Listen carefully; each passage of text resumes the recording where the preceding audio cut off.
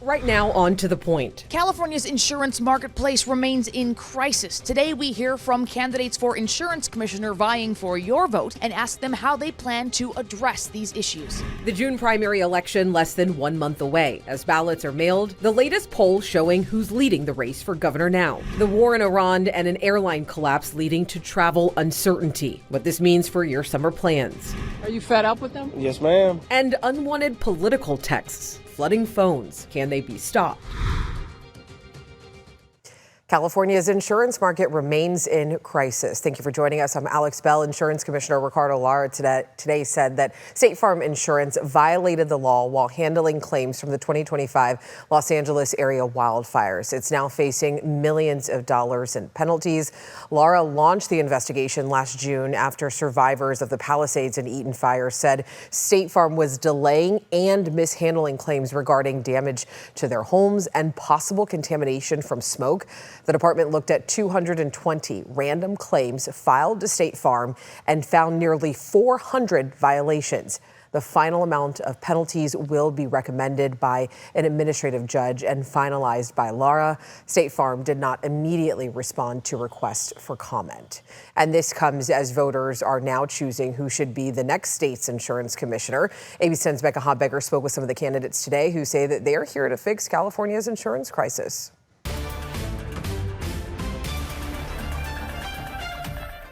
The Sacramento Press Club and UC Student and Policy Center held a forum today with 6 of the people running to become California's next insurance commissioner.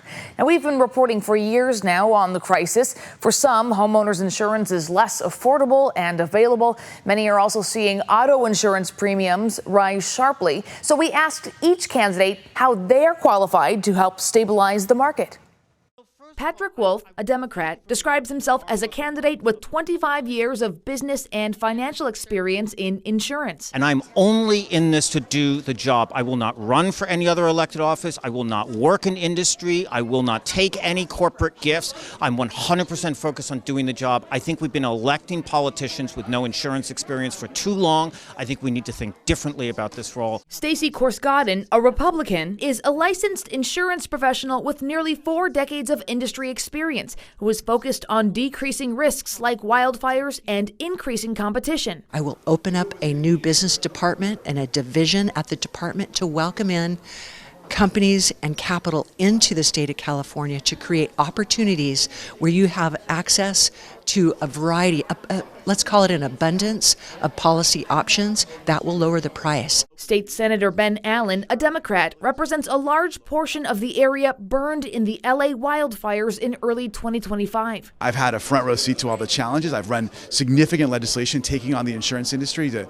improve consumer protections, penalizing unnecessary delays, forcing them to increase the payouts associated with contents coverage in the wake of total loss, making sure people get more time and some reasons before they get dropped. Jane Kim, a Democrat, is a former San Francisco supervisor and an attorney who advocates for working-class Californians. I have a background in consumer advocacy as an attorney, and I think that this role could be such an important watchdog and champion for everyday working families. And that is why I'm running for this office. I have over 2 decades of experience of fighting for everyday consumers and for working families. Stephen Bradford, a Democrat, is a former state lawmaker who chaired utility committees in both the state Senate and Assembly. As insurance commissioner, I will modernize the Department of Insurance and making sure that the men and women in that department have the resources they need to review rates a lot quicker and claims a lot quicker, but also have a dashboard so consumers can go online to understand what their coverage provides and what it's lacking right now. Merritt Farron, a Republican, lost his home in the Pacific Palisades fire and is running for this position after becoming an advocate for his community. I'm not a politician. I am a businessman and legal executive who has 30 years of experience in technology and business and law at Amazon, Disney, and Sony Pictures and other companies. He points to his focus on the customer experience. We have to make it super easy for consumers to find and price the insurance and get good options. Keith Davis, a member of the American Independent Party, has been an insurance agent for nearly a decade with prior experience in finance. I've saved so many people money in policies. I've helped them get claims approved that were denied. I've helped them lower their auto insurance because there were incorrect things on MVRs. Just an insurance agent that knows and sees what's been going on and what's wrong with the industry that's looking to come in and help these Californians. Altogether, 11 candidates for insurance commissioner were certified for the June 2nd primary. The 6 at today's forum have each raised more than $100,000. Now, I reached out to the other 5. Keith Davis was the only one who got back to me. Alex? All right, Becca, thank you. Let's get into the race for California's next governor. A new poll is showing a significant shakeup. ABC 10 State Matters political reporter Jenny Ha has the latest for us tonight. There's an attention being paid to this race that wasn't happening months ago. That momentum clear in the latest poll of likely voters in the race for California governor, especially for Democratic candidate Xavier Becerra. The former state attorney general and former U.S. Health and Human Services secretary tied with Republican candidate and former Fox News host Steve Hilton, who's been endorsed by President Trump, at the top of the governor's race with 18%. He had this really strong favorable rating among voters, a really low unfavorable rating. And those paired together are kind of the seeds of potentially kind of growing in this field. That momentum had previously been with former Congressman and Democratic candidate Eric Swalwell, according to election data expert Paul Mitchell. Swalwell stepped down from the race last month following allegations of sexual assault, which he has denied. It's very likely that if he was still in the race, that there wouldn't have been this opportunity for Becerra to have this surge. Becerra has seen a major surge, jumping 15 points from just 3% in the Democratic Party's first survey back in March. And there's still room for movement. About 14% of voters remain undecided, down from 24% in May. Right behind Hilton and Becerra is Republican Riverside County Sheriff Chad Bianco with 14% of likely voters. Then it's Democrat Tom Steyer at 12%, Katie Porter at 8%, Matt Mahan at 7%, Antonio Villaraigosa at 2%, and Tony Thurmond at 1%. This is the first time your poll has shown a Democrat also in the top 2. So what does that indicate to you? Voters are assessing their candidates and making their selection. Rusty Hicks, the head of California Democrats, has asked his party candidates since March to consolidate the vote, fearing it could be 2 Republicans advancing to November, which Republicans say it's refreshing. The best opportunity we have is to have 2 Republicans come in, the Republican candidates come in 1 and 2. Voters will see 62 candidates for governor on their June primary ballots, including Betty Yee and Eric Swalwell, despite dropping out. But there are plenty of congressional, legislative, and other statewide and local races to keep in mind. If there's nothing at the top of the ticket for Democrats to show up for, that means that there are a bunch of down ticket races that are going to be competitive that we have an opportunity to win. Certainly having a strong Democrat at the top of the ticket helps advance our cause of fulfilling the promise of Proposition 50. Jenny Ha, ABC 10. Streaming right now on the free ABC 10 app, To The Point is taking a closer look at the candidates for governor and their plans for solving the state's affordability crisis. You can find that on the home screen. Still ahead as campaign season heats up, voters are being flooded with political texts, why replying stop may not work, and what you can actually do to fight back. And then the war in Iran still impacting gas prices. A look at the latest prices at the pump. Well, today's been pretty chilly. We've been in the 60s most of the day. We've had plenty of rain showers across the valley, but this pattern's coming to an end, and we're warming up in a hurry. 70s by Wednesday, 80s by Thursday, 90s this weekend. A full look at the forecast after the break. But first, another headlines tonight.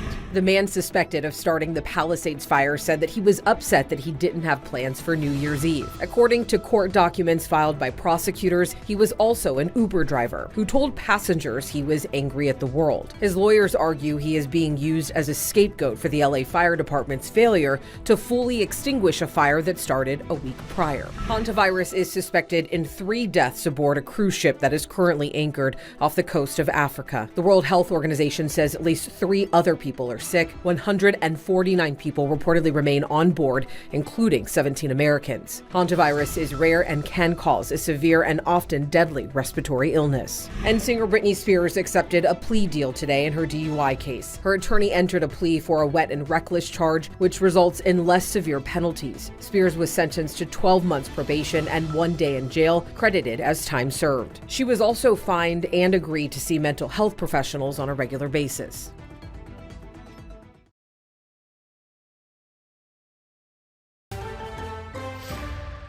The weather turning cool and rainy today. Take a look at our live shot here of our tower cam. Brendan, very gray outside, already seeing the rain. How long is it going to stick around, though? I know that we do need some rain in our forecast here, but is it going to last throughout the entire week or just today? Really just today, although we'll still have some lingering showers early tomorrow morning and a few lingering showers in the high country through tomorrow afternoon. But this weather pattern, we're about to shake things up in a very big way. Rain, however, will continue for the next several hours and into the overnight. This is very slowly moving south as it comes in from the northeast. So, like I said, because of that direction, it's going to continue to rain across the Sacramento metro area, roughly along Interstate 80, for the next several hours, which means we're going to add to these rainfall totals. Placerville, over the last 24 hours, coming up on half an inch of rain, just 0.02 of an inch of rain in Sacramento so far. Similar numbers out in Vacaville and Fairfield. Modesto, 0.08 of an inch of rain, nothing measured in Stockton at the moment. But there is more rain to go. Some light to moderate rainfall, really, across the valley. But it's just one more cool day. Then we're warming up. We'll be in the 90s by the time we get to Mother's Day weekend. These are going to be the hottest days of the year so far. 57 in Sacramento right now, 61 in Stockton, 60 in Modesto, 46 in Placerville, 39 in Tahoe, and 43 up in Truckee. A very soggy look towards downtown Sacramento, 57 degrees. That's almost 10 degrees cooler than this time yesterday. Rain through the overnight, temperatures staying in those 50s. Here's a look at Futurecast over the next couple hours. We still see some rain moving through roughly along that I-80 corridor there. This is now 10 p.m. This is now 2 o'clock in the morning. Continue to see some light to moderate rainfall across the Sacramento metro area with lingering showers into the morning commute, but they do start to shift further south as we go through Tuesday morning. Then mostly cloudy tomorrow. So a little warmer, we're in the 60s, but still not a lot of sunshine to be had. Tuesday morning, continued showers in the low 50s across the valley. Tuesday afternoon, cool and mostly cloudy, temps in the upper 60s. Here's the weather pattern. High pressure is going to build in as the week goes on. That low pressure kicks out of here. High pressure to the end of the week and through the Mother's Day weekend. That's going to mean temperatures climbing. Our average first 90-degree day in Sacramento, May 8th. Average first 95-degree day, May 26th. And the average first 100-degree day, June 11th. Those are all relevant because we could see all of those temperatures at some point through the weekend and early next week. Tomorrow, again, last cool day, upper 60s, 70s on Wednesday, 80s by the end of the week, 90 on Saturday, 93 on Mother's Day. Look at that, 96 the forecast high for next Monday. Some places in the valley could absolutely hit triple digits. We'll see how this weather pattern develops as the week goes on. Alex. All right, Brendan, brace for impact. And don't forget, our Weather Impact team is always here for you 24/7. If you do want the latest conditions, you can check out our free streaming app and watch our live 24/7 radar. All you have to do is just scan that QR code on your screen right there, and it will help you download the app and give you all the instructions that you need. All right after the break, never mind all of the unwanted emails and flyers in your mailbox. Your phone is now becoming a hotspot for political messaging. Coming up, how and if you can make them stop. And then a major shakeup in the skies. The collapse of Spirit Airlines is adding turbulence to an already chaotic summer travel season.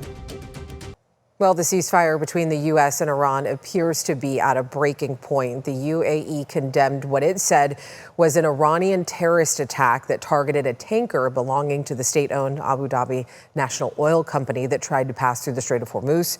President Trump vows the U.S. military will help guide commercial vessels through the strait away from potential sea mines. In doing so, the head of the U.S. Central Command says 2 U.S. flagships made it through the strait under U.S. military protection, despite warnings from Iran that unauthorized movement there would lead to attacks. With the future of the war unclear, President Trump insists negotiations are ongoing, though he rejected Iran's latest proposal. It has some things that are just not going to happen. For example, the U.S. is not going to pay Iran for the damage that was done during the air campaign, nor is the U.S. going to agree to pull out all of its forces from the region. Meanwhile, gas prices up about 1 cent today. According to AAA, the average cost of regular gas in California is now at $6.11 a gallon. Diesel up to $7.50 a gallon. The U.S. oil benchmark WTI crude is above $100 a barrel. All right, let's get into air travel. I'm sure you saw these headlines this weekend. The collapse of Spirit Airlines just threw more uncertainty into what was already shaping up as a chaotic summer travel season ahead of a summer where airfares were already expected to climb due to the ongoing conflict between the U.S. and Iran. Competitors just got tighter An average of 300 flights and 60,000 potential passengers per day in the next month alone will be impacted by the shutdown of Spirit Airlines. That means fewer open seats across the industry and fewer incentives for other airlines to keep fares low in markets the budget carrier has now exited. Pretty much anyone who did have a Spirit Airlines ticket is going to need to be looking for all new fares, and there won't be discounts really if you're looking deeper into the summer for travel. Spirit had plans to emerge from a second bankruptcy in February, but soaring jet fuel prices took a toll on the smaller budget carrier. And no matter where you stand, one thing that most of us can agree, we're all getting flooded with political messages on our phones. Reporter Leanne Melendez explains what you can do to make them stop. I'm running for Congress. I know what it takes. Build real affordable housing. The political campaign environment in California is intense. Rumors are not facts. It's taken us in the wrong direction. As the momentum builds up, so does the election fatigue among voters. To tax the oil companies. We're going to keep growing. Add to that the barrage of text messages you are likely already getting. You may think that the most logical thing to do is to type stop. S-T-O-P, right? But this is what tends to happen next. The experts weighed in. You might tell one campaign to stop, but keep getting texts from others. Sometimes that's because you donated money to Act Blue or Win Red. Now you're on a list, they share it with politicians, and you start getting texts. A report issued by Open Secrets, which tracks money in politics, found that during the 2020 election, political groups paid 37 different data brokers more than $23 million to access voter data. What may be more effective is to forward that text to the FCC, the Federal Communications Commission. But Alex Qualici of UMail says their app automatically blocks numbers known to be spam or scams. But what's really important is we take the data from doing that. When we see a number's misbehaving, we see a voicemail that's fraudulent, we then collect that information and then provide it to carriers who are our partners so they can shut down the illegal activity. And it's often impossible to know who is sending you political text messages. Sometimes it's hard to tell a legitimate campaign text from a scammer's text. Because scams are real. How many times have you read, "Dear Sir" or "Madam"? Who in America talks that way? That's a red flag. The fundamental question is, will we ever be free of unwanted political messages on our phones? In fact, Qualici says the political text messages are only just beginning. You'll see them increase as the primary comes up. Then it gets peaceful for a while, and then the fall will go nuts if it follows the historical patterns. Well, if your commute takes you across the Tower Bridge, plan ahead. Closures are continuing as Caltrans continues to work to finish an emergency upgrade project. What you need to know right after the break. All right, before we go here, if you drive across the Tower Bridge, expect delays. Caltrans says partial daytime closures are continuing for an emergency upgrade project. Crews are replacing electrical systems at the bridge house. There will be daily one-way traffic control from 7 a.m. to 3 p.m. through November. The bridge remains safe, but drivers should still plan ahead. Work will pause around River Cats and A's games to help ease that traffic, but just something to know before you go. As always, thank you so much for watching, for always inviting us into your home. If you have something you think the team and I should be looking into, you can always email us at tothepoint@abc10.com. Have a great night. I'll see you right back here tomorrow.